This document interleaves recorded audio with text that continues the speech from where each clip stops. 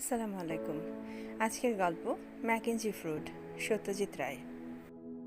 Mackenzie সাহেবের বাগানে আশ্চর্য গাছটা আবিষ্কার করলেন নিশিকান্তবাবু। সাহেব যে গাছপালা ভালোবাসতেন সেটা করিমগঞ্জে এসেই শুনেছিলেন নিশিকান্তবাবু। ভারত স্বাধীন হবার বছর সাতেকের মধ্যেই সাহেব অস্ট্রেলিয়ায় তার দেশে ফিরে যান। তারপর থেকে এই বাংলো বাড়িটা খালিই পড়ে আছে। লোকে বলে সাহেবের গিন্নি নাকি এই বাড়িতে বজ্রপাতে মারা যান। সাদা গাউন পরা তার ভূতকে নাকি বাগানে ঘুরে বেড়াতে দেখা যায় পূর্ণিমার রাতে। তাই এই বাড়ির দিকে আর বিশেষ কেউ ঘেঁষে না। নিশিকান্তবাবু বহরমপুরের সরকারি স্কুল থেকে রিটায়ার্ড করে করিমগঞ্জে আসেন মাধব কবিরাজকে দিয়ে তার বাতের চিকিৎসা করানোর জন্য। মাধব ডাক্তারের খ্যাতি দেশজোড়া না হলেও প্রদেশজোড়া তো বটেই। বন্ধু তারক বাগচির বাড়িতে একদিন থেকে চিকিৎসা করিয়ে ফেরত যাবেন, এই ছিল কথা। কিন্তু সে আর হলো না। প্রথমত এসেই শুনলেন মাধব কবিরাজ মারা গেছে, 1.5 মাস হলো। তারপর তারক বাগচি বললেন, তুমি একা মানুষ, বিয়ে থা করনি, কার জন্য ফিরবে বহরমপুরে? এখানেই থেকে যাও। কবিরাজ আর নো কবিরাজ, করিমগঞ্জের জল হাওয়াতেই তোমার বাত ভালো হয়ে যাবে। অনুরোধ এড়াতে পারেননি নিশিকান্তবাবু। একবার যেতে হয়েছিল বহরমপুর তল্পা গুটিয়ে আনার জন্য। সেই থেকে পেইং গেস্ট হয়ে আছেন বন্ধুর বাড়িতে। বেশ ছিমছাম বাড়ি। মুন্সেফীয় আয় থেকে তারক বাগচি তৈরি করেছেন 64-এ। বউ মারা গেছেন বছর 3 হলো। একটি মেয়ের বিয়ে হয়ে গেছে। একমাত্র ছেলে চাকরি করে দেরাদুনে। জায়গাটা যে মনোরম তাতে কোনো সন্দেহ নেই। এককালে রেশমের কুঠি ছিল করিমগঞ্জে। সেই সূত্রেই ম্যাকেঞ্জি সাহেবের পূর্বপুরুষ এখানে বাসা বেঁধেছিলেন। কুঠি উঠে গেছে 100 বছর আগে, কিন্তু ম্যাকেঞ্জিরা করিমগঞ্জের মায়া কাটাতে পারেননি। শেষ সাহেব জন ম্যাকেঞ্জি হয়তো থেকেই যেতেন, কিন্তু স্ত্রীর মৃত্যুর পর তার মন ভেঙে গিয়েছিল। ছেলে অস্ট্রেলিয়ায় পশমের ব্যবসা করে, সেই বাবাকে চিঠি লিখে দেশে আনিয়ে নেন। বন্ধুর সঙ্গে নিশিকান্ত বাবুর একটা ব্যাপারে বেমিল। তারক বাগচি ঘর কোনো মানুষ, কাজের পর বাড়িতে এসে আরাম কেদারায় গা এলিয়ে দেন। আর নিশিকান্ত বাবুর হেঁটে বেড়ানোর অভ্যাস। বাতের ব্যথা থাকা সত্ত্বেও সকালে সন্ধ্যায় মাইল 2 না হাঁটলে তার ভাত হজম হয় না। করিমগঞ্জে আসার 3 মধ্যে বেড়ানোর পথে ম্যাকেঞ্জি সাহেবের পরিত্যক্ত বাংলোটা চোখে পড়ল তার। পাঁচিল দিয়ে ঘেরা 2.5 বিঘে জমির মাঝখানে ছবির মতো একতলা বাংলো, খাপড়া দেওয়া ঢালু ছাদ, সামনে পেছনে বারান্দা, চারদিক ঘিরে গাছপালা। নিশিকান্তবাবু গাছপালা ভালোবাসেন। বোটানি তার প্রিয় সাবজেক্ট ছিল কলেজে। বহরমপুরের বাড়িতে তার নিজেরও একটা ছোট্ট বাগান ছিল। তার ওপর অনুসন্ধিৎসা তার চরিত্রের একটা বিশেষ অঙ্গ। এত বিচিত্র রকমের গাছ দেখে তিনি আর লোভ সামলাতে পারেননি। 10ই কার্তিক 1387 তারিখটা জরুরি। তিনি বন্ধুর নিষেধ অমান্য করে কাপড় হাঁটুর উপর তুলে পাঁচিলের একটা ভাঙা অংশ টপকে ঢুকে পড়লেন ম্যাকেঞ্জি সাহেবের বাগানে।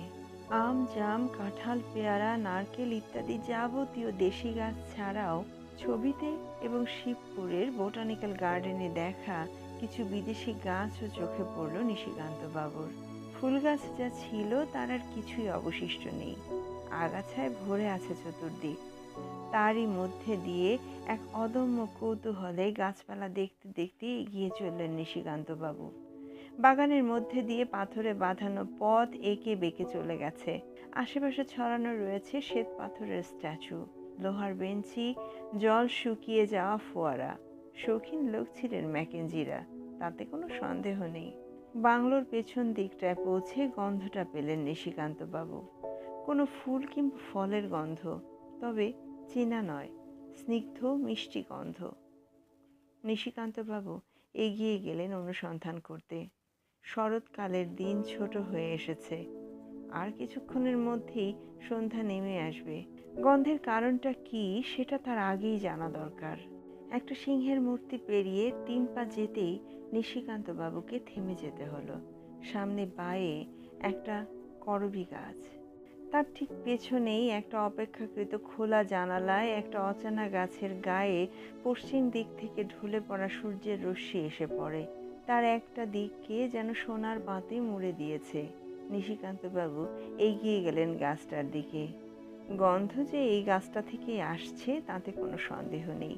গাছটার ফল থেকে, সাদা রঙের ফল, অপর দিকটা গোল, তলাটা ঈষৎ ছুঁচল। গোল অংশটার ব্যাস একটা মাঝারি সাইজের কমলা লেবুর মতো। গাছের পাতাগুলো নিশিকান্ত বাবু লক্ষ্য করলেন, আর সঙ্গে সঙ্গে ক্লাসে শেখা বোটানির কিছু নামও মনে পড়ে গেল। পাতার রং গাঢ় সবুজ, কম্পাউন্ড লিফ, অবলং সেরেট। গাছটা 1.5 মানুষ উঁচু। ফলের সংখ্যা কম করে 50। তাদের গা থেকে সোনালি রোদ ক্রমে সরে যাচ্ছে, কিন্তু ফলের রংটার যেন একটা নিজস্ব ঔজ্জ্বল্য আছে, যাতে মনে হয় অন্ধকার হওয়ার পরও সেগুলো চোখ টানবে। প্রায় মিনিট 10 ধরে গাছটার এদিক ওদিক ঘুরে অবশেষে নিশিকান্ত বাবুর মায়া কাটাতে হলো। পোকামাকড় সরীসৃপের অভাব নেই এ পরিত্যক্ত বাগানে। এই বেলা বেরিয়ে পড়া দরকার। খালি হাতে ফিরবেন কি না, এই অভিনব গাছের একটা ফল সঙ্গে নেওয়া দরকার। নিশিকান্ত বাবু হাত বাড়িয়ে একটা ফল ছিঁড়ে নিয়ে বাড়িমুখ হলেন। তারকবাবু ফলটা দেখে নিশিকান্ত বাবুর মতো না হলেও খানিকটা বিস্মিত হলেন বইকি। এ আবার কি আনলে সঙ্গে করে?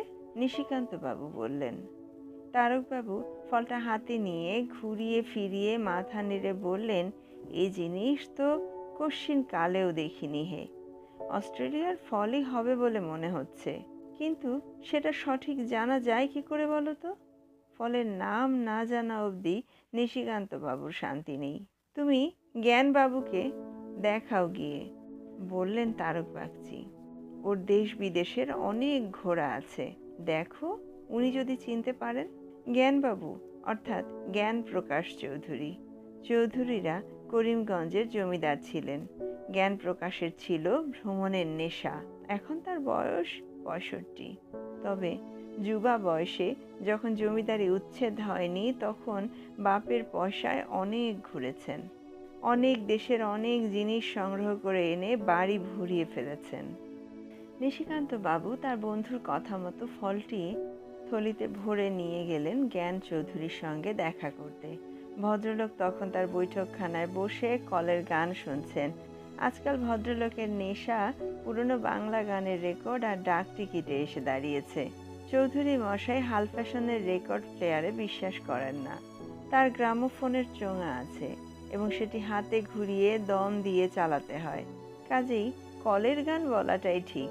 3 মিনিটের রেকর্ড, জোহরাবাইয়ের গান। শেষ হতেই চাবি টিপে মেশিন বন্ধ করে ভদ্রলোক নিশিকান্ত বাবুকে বসতে বললেন। হাতের ফলটা থলি থেকে বার করে শ্বেত পাথরের টেবিলের ওপর রেখে পাশের সোফায় আসন গ্রহণ করলেন নিশিকান্ত বাবু। ওটা আবার কি? জ্ঞানবাবুর দৃষ্টি ফলের দিকে। নিশিকান্ত বাবু নম্রভাবে বললেন, আগে ওটার জন্যই আপনার কাছে আসা। এই ফলটা পেয়েছি ম্যাকেঞ্জি সাহেবের বাগানে, কিন্তু কি ফল সেটা বুঝতে পারছি না।